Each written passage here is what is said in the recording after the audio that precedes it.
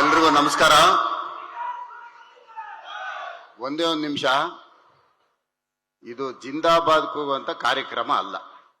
ಇದು ನಿಮ್ಗೆಲ್ಲರಿಗೂ ಯಾರಿಗಾಗಿರ್ಲಿ ನಿಮ್ಗೆಲ್ರಿಗೂ ಹೇಳ್ತಾ ಇದ್ದೀನಿ. ಸಾರ್ವಜನಿಕರ ಸಮಸ್ಯೆಗಳಿಗೆ ಏರ್ಪಡಿಸತಕ್ಕಂಥ ಒಂದು ಸರ್ಕಾರದ ಕಾರ್ಯಕ್ರಮ. ಎಲ್ರಿಗೂ ಗೊತ್ತಿರಲಿ. ಎಲ್ರಿಗೂ ನಮಸ್ಕಾರ. ಎಲ್ಲ ನನ್ನ ರಾಜರಾಜೇಶ್ವರಿ ವಿಧಾನಸಭಾ ಕ್ಷೇತ್ರದ ಮತದಾರ ದೇವರುಗಳೇ, ನಿಮ್ಮೆಲ್ರಿಗೂ ನಮಸ್ಕಾರ. ಎಲ್ರಿಗೂ ಒಳ್ಳೇದಾಗಲಿ. ವೇದಿಕೆ ಮೇಲೆ ಇರ್ತಕ್ಕಂತಹ ನಮ್ಮ ಕರ್ನಾಟಕ ರಾಜ್ಯದ ಉಪಮುಖ್ಯಮಂತ್ರಿಗಳು ಹಾಗೂ ಈ ಭಾಗದ ಸಂಸದರಾಗಿರ್ತಕ್ಕಂಥ ಡಿ.ಕೆ. ಸುರೇಶ್ ಅವರೇ, ಇದು ಬಹಳ ಅವಶ್ಯಕತೆ ಇರತಕ್ಕಂಥ ಒಂದು ಕಾರ್ಯಕ್ರಮ. ಸಾರ್ವಜನಿಕರಿಗೆ ಸಮಸ್ಯೆಗಳಿಗೆ ನಿಮ್ಮ ಮನೆ ಬಾಗಿಲಿಗೆ ಸಮಸ್ಯೆಗಳನ್ನ ಬಗೆಹರಿಸುವಂತ ಕಾರ್ಯಕ್ರಮ ಏರ್ಪಡಿಸಿರೋದಕ್ಕೆ ನಮ್ಮ ಉಪಮುಖ್ಯಮಂತ್ರಿಗಳಿಗೆ ನಾನು ಧನ್ಯವಾದಗಳನ್ನ ಹೇಳ್ತೇನೆ. ಅವ್ರಿಗೆ ಒಳ್ಳೇದಾಗಲಿ. ನಾವು ಶಾಶ್ವತವಲ್ಲ, ಇದು ಗೊತ್ತಿರಲಿ. ಸಾಹಿತಿ ರಿಷಿ ಅವರು ಒಂದು ಹಾಡು ಬರೀತಾರೆ, ಸಿ ಅಶ್ವಥ್ ಅವರು ಒಂದು ಹಾಡು ಹೇಳ್ತಾರೆ. ಒಳಿತು ಮಾಡು ಮನುಷ್ಯ ಇರೋದು 3 ದಿವಸ. ಇದು ಒಂದನ್ನ ನಾವು ಅರ್ಥ ಮಾಡ್ಕೊಂಡ್ರೆ ಸಾಕು, ಬೇರೆ ಹೆಚ್ಚಿಗೆ ಮಾತನಾಡೋದು ಅವಶ್ಯಕತೆ ಇಲ್ಲ.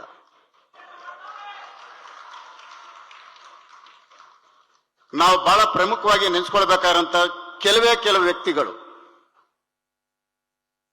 ಸುಮಾರು 500 ವರ್ಷಗಳಿಂದ ಇಲ್ಲಿವರೆಗೂ ನಾವು ನೆನೆಸ್ಕೊಂಡ್ರೆ ಸಿ ಅಶ್ವಥ್ ಅವರು ಆಡಿರ್ತಕ್ಕಂಥ ಹಾಡಿಗೆ ಅರ್ಥಪೂರ್ಣವಾಗಿರ್ತಕ್ಕಂಥ ವ್ಯಕ್ತಿಗಳು ಕೆಲವರು ಮಾತ್ರ ನಮಗೆ ಸಿಗ್ತಾರೆ. ಅದರಲ್ಲಿ ನಾಡಪ್ರಭು ಕೆಂಪೇಗೌಡರು, ಕೇಂಗಲ್ ಹನುಮಂತಯ್ಯನವರು, ನಾಲ್ವಡಿ ಕೃಷ್ಣರಾಜ ಒಡೆಯರ್, ನಮ್ಮ ಕಣ್ಣೆದುರುಗಡೆ ಇರ್ತಕ್ಕಂಥ ಒಂದು ITBTನ ತಂದಂತಹ ಮತ್ತೆ ವಿಕಾಸಸೌಧ ಕಟ್ಟದಂತಹ SM ಕೃಷ್ಣ ಅವರು, ಇಂಥ ಮಹನೀಯರನ್ನೆಲ್ಲ ನಾವು ನೆನೆಸ್ತಾ ಇರ್ತೇವೆ.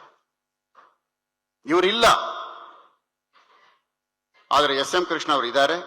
ಅವ್ರ ನೆನಪು ನಮ್ಮಲ್ಲಿ ವಿಕಾಸಸೌಧಕ್ಕೆ ಹೋದಾಗೆಲ್ಲ ಜ್ಞಾಪಕ ಬರುತ್ತೆ, ವಿಧಾನಸೌಧಕ್ಕೆ ಹೋದಾಗೆಲ್ಲ ಹನುಮಂತಯ್ಯನ ಜ್ಞಾಪಕ ಬರುತ್ತೆ, ಕಾವೇರಿ ನೀರು ಕುಡಿಯುವಾಗ ನಾಲ್ವಡಿ ಕೃಷ್ಣರಾಜ ಒಡೆಯರ್ ಜ್ಞಾಪಕ ಬರ್ತಾರೆ, ಬೆಂಗಳೂರು ಅಂತಂದಾಗ ಕೆಂಪೇಗೌಡರು ಜ್ಞಾಪಕ ಬರ್ತಾರೆ. ಇದು ಶಾಶ್ವತ.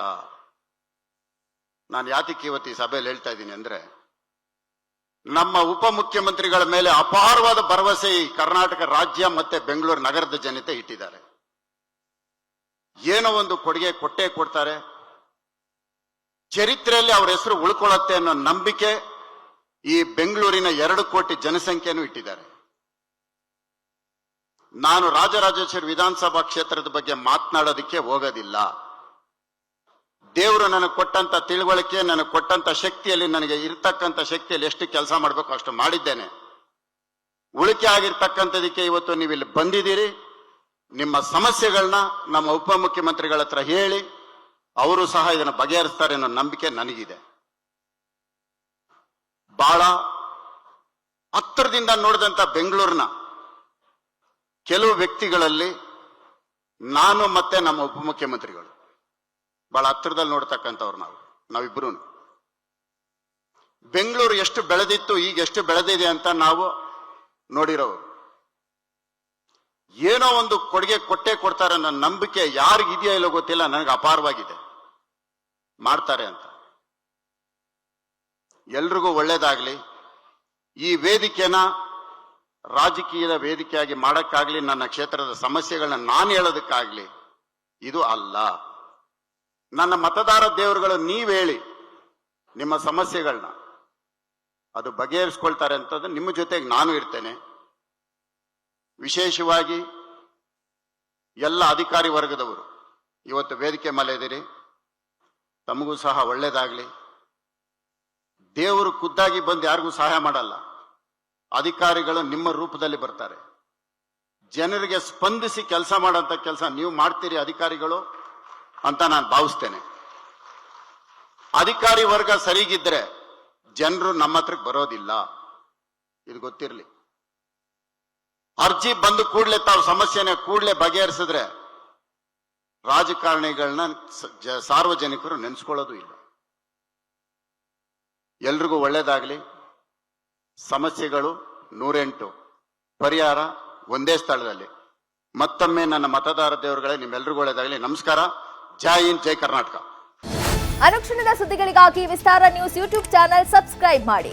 ಹೊಸ ಸುದ್ದಿಗಳ ನೋಟಿಫಿಕೇಶನ್ಗಾಗಿ ಬೆಲ್ ಐಕಾನ್ ಕ್ಲಿಕ್ ಮಾಡಿ. ಲೇಟೆಸ್ಟ್ ಅಪ್ಡೇಟ್ಸ್ಗಾಗಿ www.vistaranews.com ವೆಬ್ಸೈಟ್ಗೆ ವಿಸಿಟ್ ಮಾಡಿ. ಅಂಗೈಯಲ್ಲೇ ಜಗತ್ತಿನ ಸುದ್ದಿ ತಿಳಿಯಲು ವಿಸ್ತಾರ ನ್ಯೂಸ್ ಕನ್ನಡ ಆಪ್ ಡೌನ್ಲೋಡ್ ಮಾಡಿ.